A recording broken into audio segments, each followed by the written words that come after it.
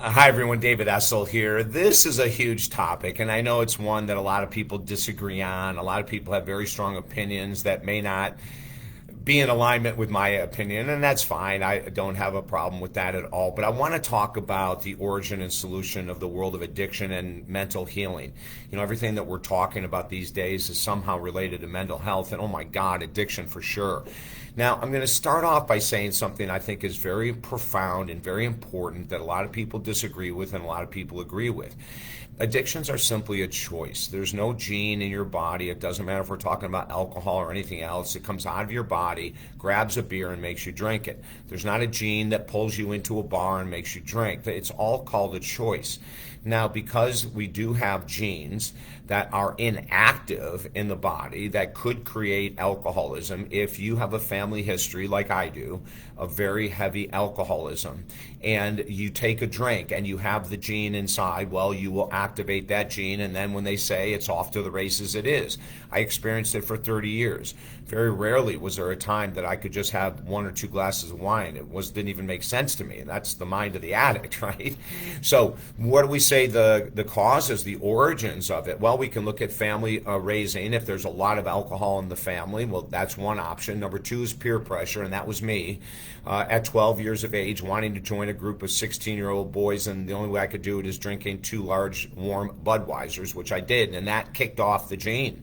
It was unbelievable. I needed to have some type of drug every day after that, or so I thought, because I didn't want to do the work, and I didn't even know I had a choice, quite frankly. I was too busy covering up my emotions. Number three, and this is the next one of the greatest reasons we get involved with any addiction, spending, sex, smoking, pot, drugs, alcohol, righteousness, it doesn't matter, is because it takes us out of our current reality. And that's the whole purpose of addiction, is to get us out of the sadness, out of the anger, out of the procrastination, out of the insecurity, out of the lack of confidence, out of the fill in the blank. And addictions do that momentarily, right? If you're a spending addict and you're on eBay or you're on Amazon, you're not thinking about the fight you just had with your partner. You're in another alternate zone. If you're masturbating to porn or whatever it might be, you're not in here. You're not present. You're in an alternate reality.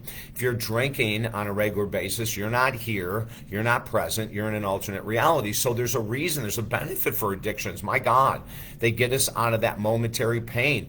I use my alcoholism to avoid my depression, my anxiety, my ADD and ADHD. So there was many benefits up to a point of me drinking because it calmed down all of that stuff in the brain that I had no idea was going on, number one. And number two, I had no idea how to fix. I had no idea what to do. So let's talk about, when we look at where we're going and what we're doing. Then we say, well, what's next? What is it that we can do next to make our lives better, to make our lives more meaningful, to make our lives more joyful? And addiction is one of the worst places in the world to put our energy and time, because it is, my buddy a long time ago said, addictions are a debit card. All they do is remove energy, they remove logic, they remove common sense. And then they fill that with lack of confidence, lack of self-esteem, and more. But these are just some of the basic beginnings of the world of addiction, is mainly to escape reality, which is all about mental health. So in our addiction recovery course, we have a course, Holistic Addiction Recovery. We teach the origin so people can have a logical understanding of, how did I get into this addiction for so long? And then we also teach the solution. And when you understand that the reason that we go into addiction is to avoid reality, that's where in our program we teach emotional regulation, how to deal with low self-confidence, low self-esteem, anger, rage, embarrassment, guilt, shame. All of these things can be drivers for addictions. So we need that emotional regulation. Like, how do you deal with grief? There are people that are grieving for the last 3 to 4 years with the death of loved ones that have gone heavy duty into addiction. So how do we deal with grief? How do we deal with low self-confidence? How do we deal with low self-esteem? How do we deal with peer pressure? How do we deal with triggers? See, we need all of these emotional regulation tools in order to be able to release the addiction. Now, when people say you're an addict for life, that's not true at all. I'm one of the millions of people, I've been clean a very, very long time, one of the millions of people that have chosen not to go back to alcohol, not to go back to cocaine. They were only debit cards. And so now I had to learn how to deal with that, right? I deal with all of that kind of stuff mainly through meditation, prayer, journaling, exercise. It's a complete lifestyle change to get out of the addiction.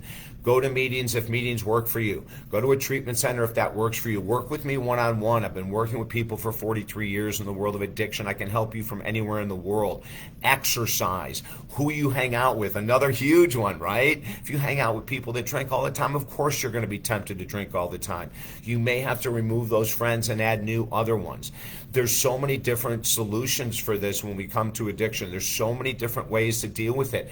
There's an incredible supplement called tryptophan, which is a relaxant. If you're on any kind of pharmaceutical medications, don't add anything until you talk to your doctor.